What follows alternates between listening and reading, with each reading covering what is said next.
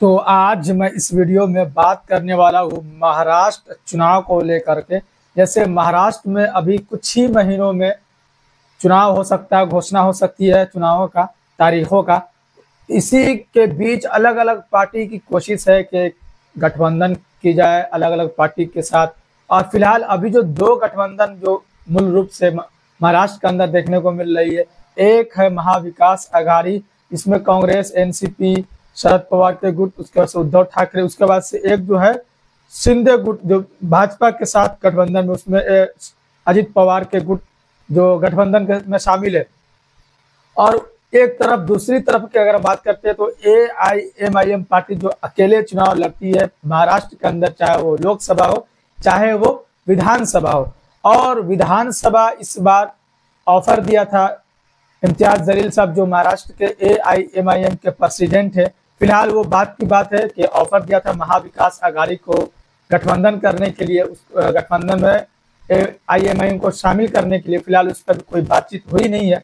और उसके बाद जो फिलहाल अभी की अगर हम बात करते हैं, दो विधायक जो AIMIM पार्टी की तरफ से है महाराष्ट्र के अंदर, और उसी में से एक विधायक जो मालेगांव से मुफ्ती इस्माइल साहब, जो अगले चुनाव को लेकर चर्चा करने के लिए इम्तियाज जलील साहब के ऑफिस में पहुंचे हुए हैं कि अभी चुनाव का एकदम दिन करीब आ चुका है, कभी भी घोषणा हो सकती है तारीखों का कि कब महाराष्ट्र के अंदर चुनाव है।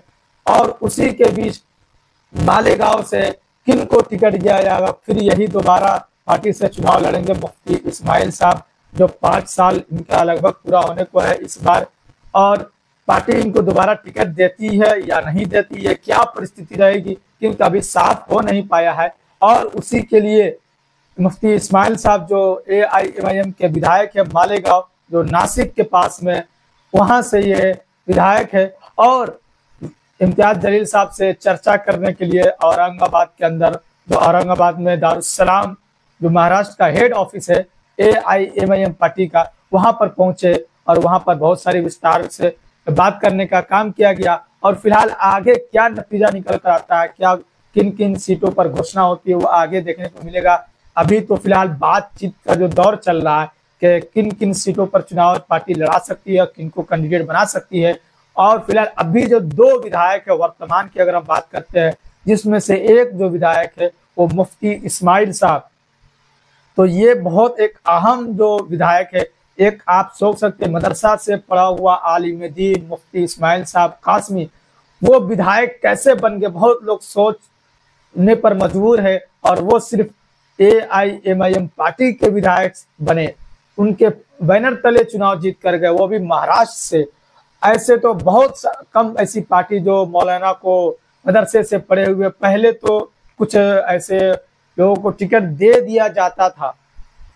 पहले की अगर बात करते हैं तो आज से 15 साल 20 साल पहले, लेकिन अब हालात ऐसे बना दिए गए हैं कि मौलाना तो छोड़ दीजिए, मुस्लिम को टिकट देने से पार्टी कतराती है, मुस्लिम कैंडिडेट देने से। उसके बीच AIMIM पार्टी जो बैरिस्टर असदुद्दीन ओवैसी साहब की पार्टी है, जो उनके राष्ट्रीय अध्यक्ष है, वो एक आलिम दीन को विधायक बनाने का काम करते हैं। बैरिस्टर असदुद्दीन ओवैसी साहब अपने समाज से नेता पैदा करने का काम करते हैं। वो अपने लिए कहीं महाराष्ट्र या झारखंड, बिहार, मध्य प्रदेश, राजस्थान, कर्नाटक, बंगाल नहीं जाते हैं, वो अपने लिए नहीं जाते, वो अपने समाज के बीच से किसी को नेता बनाने के लिए पहुंचते हैं। और वो हमेशा हर जब भी चुनाव का समय आता है या ऐसे भी वो कभी भाषण देते हैं, उनकी स्पीच को अगर आप सुनेंगे तो वो कहते हुए नजर आते हैं कि हम अपने समाज से लीडर बनाने की कोशिश करते हैं, अपने समाज के अंदर से नेता बनाने की हमारी कोशिश है।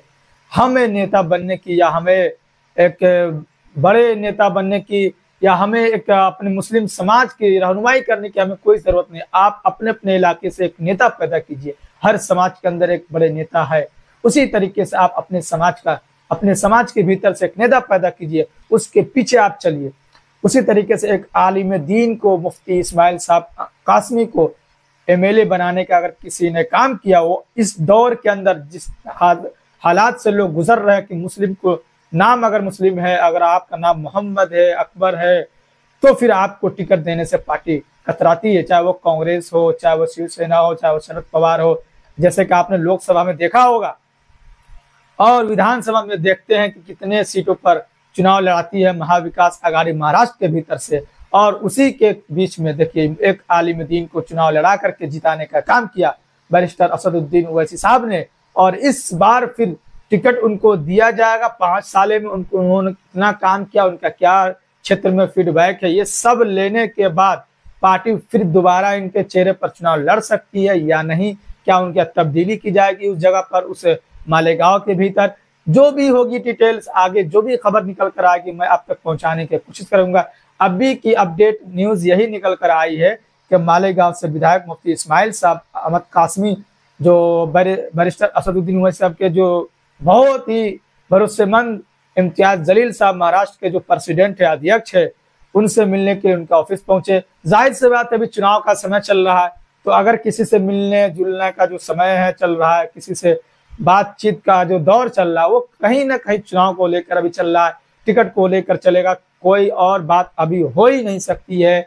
अभी जो चुनाव का माहौल चल रहा है, चुनाव का समय दिन करीब आ चुका है, हो सकता है कि वो खुद टिकट पाने के हकदार है और अपनी टिकट को कंफर्म कराने के लिए आए हों, या उसके आसपास के जो सीट पर अभी MIM पार्टी हो सकता है इस बार ज्यादा सीट पर चुनाव लड़ने का मन बना रही है, तो किसी और भी अपने जान पहचान वाले को टिकट कंफर्म कराने के लिए अध्यक्ष जी के पास पहुंचे हो, इम्तियाज जलील साहब के पास। तो जो भी आगे अपडेट निकल कर आएगी वो मैं आप तक पहुंचाने का कोशिश करूंगा कि क्या अपडेट जो मुफ्ती इस्माइल साहब और जो इम्तियाज जलील साहब के साथ जो मीटिंग हुई, इनके बीच क्या मीटिंग हुई, अभी तक तो खबर निकल कर कुछ आई नहीं है कि हाँ क्या मीटिंग में हुआ।